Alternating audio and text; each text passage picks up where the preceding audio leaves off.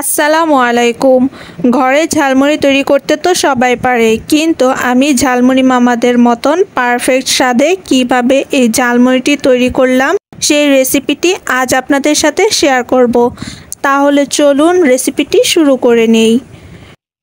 প্রথমে আমি এখানে দুটো পেঁয়াজ, 3-4টা কাঁচামরিচ আর ধনিয়া পাতা কুচি করে নিয়েছি। তারপর একটি বাটিতে পেঁয়াজ, কাঁচামরিচ আর ধনিয়া পাতাগুলো দিয়ে দিলাম। এরপর আমি এখানে কিছুটা বিট লবণ অ্যাড করেছি। লবণটা সামান্য পরিমাণ দিতে হবে, কারণ চানাচুরে লবণ অ্যাড করা থাকে। এরপর আমি এখানে 1 চামচ পরিমাণ সরিষার তেল দিয়ে দিলাম। তারপর এখানে আধা কাপ চানাচুর অ্যাড করে দিয়েছি। তারপর গতকাল রান্না করা কিছুটা গরুর গোশতের ঝোল ছিল, সেটাও এখানে অ্যাড করে দিয়েছি। এতে ঝালমুড়িতে একটা মাখা মাখা ভাব আসে।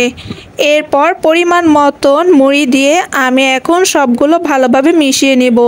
মুড়িটা বেশি পরিমাণে দেওয়া যাবে না, তাহলে মুড়ির পরিমাণ বেশি হয়ে যাবে, ঝালমুড়িটা মাখা মাখা হবে না। এই তো দেখতেই পাচ্ছেন আমার ঝালমুড়িটা তৈরি হয়ে গিয়েছে। দেখতে কি সুন্দর আর লোভনীয় হয়েছে।